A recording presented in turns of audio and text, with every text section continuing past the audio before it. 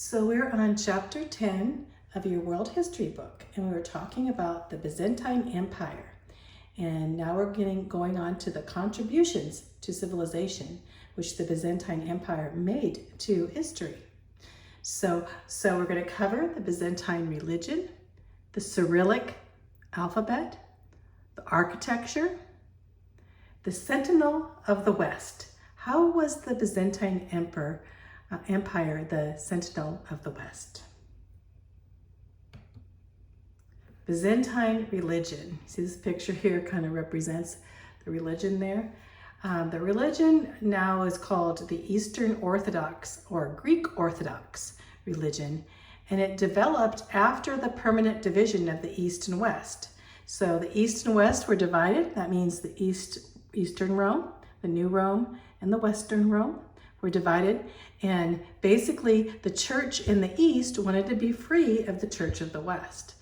And why? They descended to be free because, for one thing, they didn't want to be underneath the dictation of the Pope, and the Pope was in the West. And the other thing is that they believed that they were the Orthodox, or they were biblically correct, more biblically correct than the West. The Eastern and Western disagreed about some various procedures, but in many ways they were similar.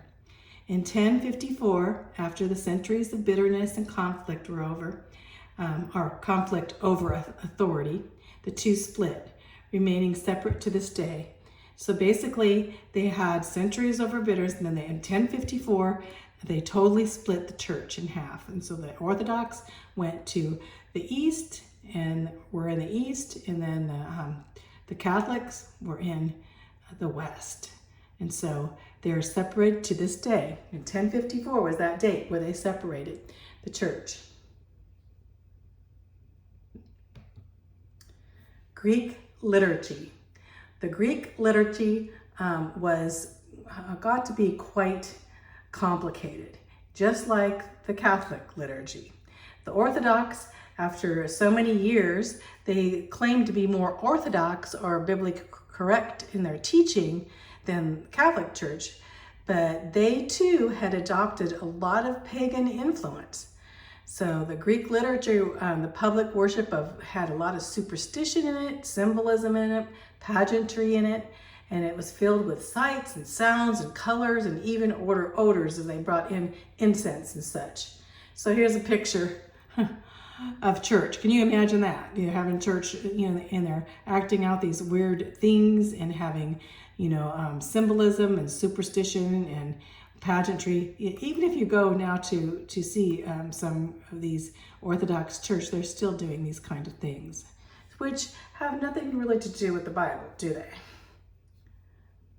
But I have to say another thing is basically beneath the Catholicism and Orthodoxy were true Christians. Still, God has his remnant of true Christians.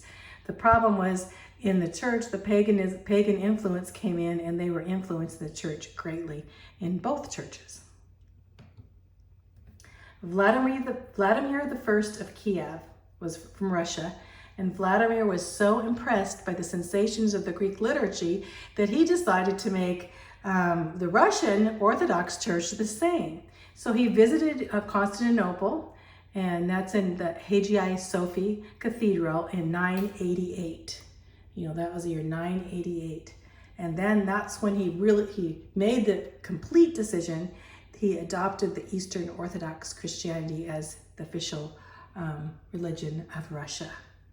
So there's a picture of Vladimir. So now the Russian Orthodox is a lot like the Greek Orthodox.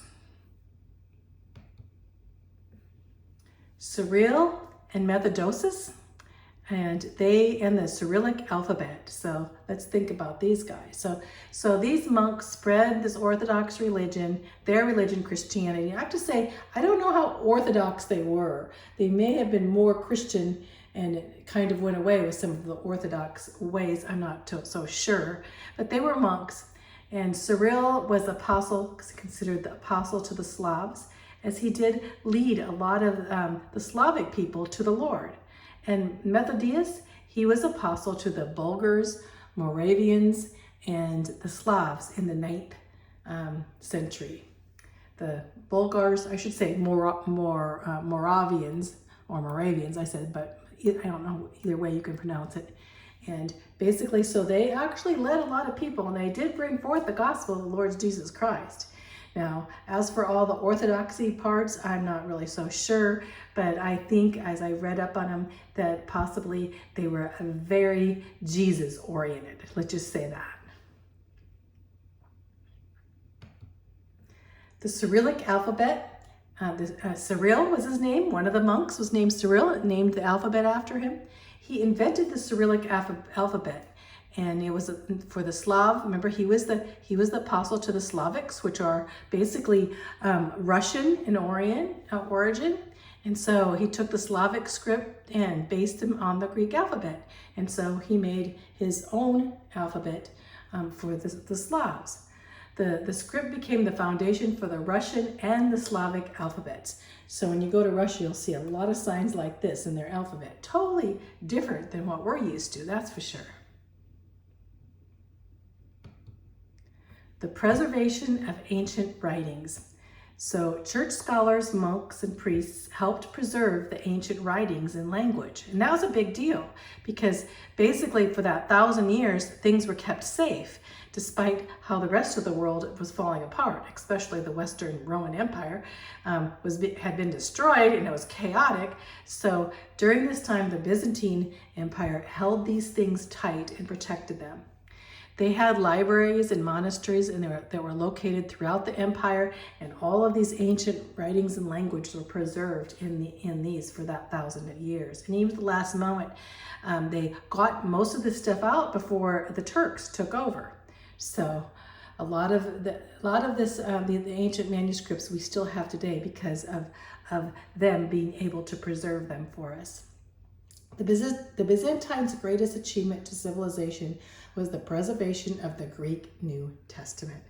So they had the New Testament, and the Greek New Testament was translated into Greek. So they preserved that, and then later on we have Erasmus's text was in Greek, and so he took that text and put it together into the Greek New Testament that was held until 1516. This is a little bit longer, even after the empire fell. But Erasmus took these texts from the old Greek texts and put it together.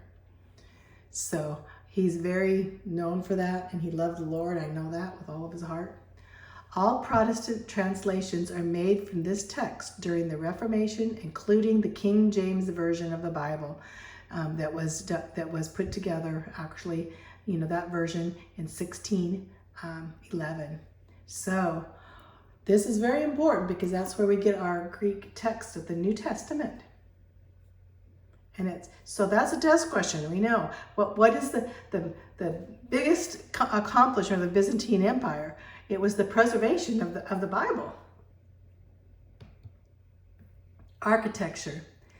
Okay, the Byzantine combined Greco-Roman style with Oriental elements. So basically they took some of the things from the Orient, which, as we go into China and into India, and they took some of their style and combined it with the church style, with the Roman style. And this is what we got, something like this.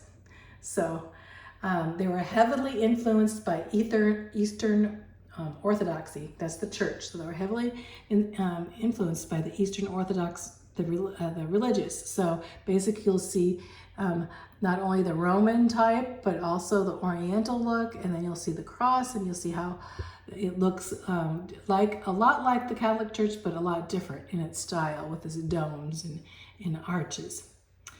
It appeared like a mystic appearance of that religion, like it was a mystery type, bringing in the Oriental style. And they relied on, of course, the massive domes and arches, and the appearance of power and majesty inside would be like it was suspended from heaven. The best surviving example of this architecture is the Hagia Sophia.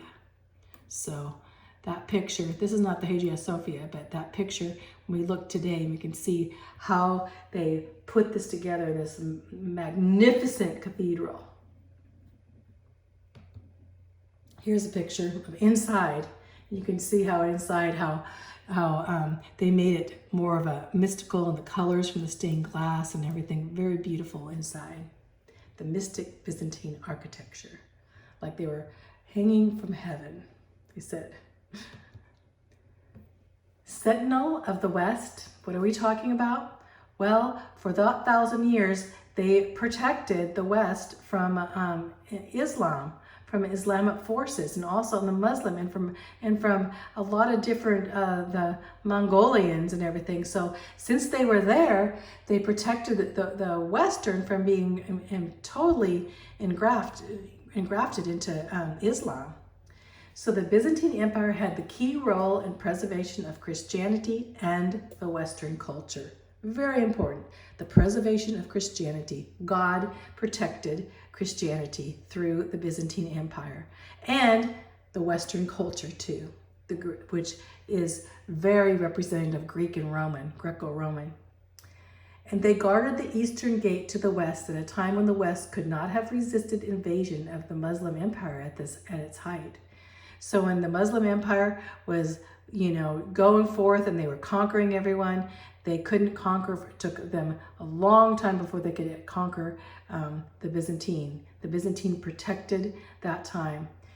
And Europe in its weakened state could have easily fallen to Muslim invasion.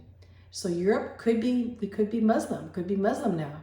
But the Byzantine Empire preserved Christianity and protected Europe from Muslim invasion. But in God's providence, the Byzantine Emperor was the strongest when Islam was the greatest. So the Byzantine Empire was strong when Islam was there. It was strong, so it could be that sentinel, that protector of the West. In 1453, the Byzantine had fulfilled its purpose, evidently. In 1453, the Byzantine Empire fell to the Muslims that came in and overtook them. So that's the story of the Byzantine Empire. So now you can go ahead and do your questions, and we'll go over the questions. We'll go over the questions for both section 1 and 2, and then you can take your test.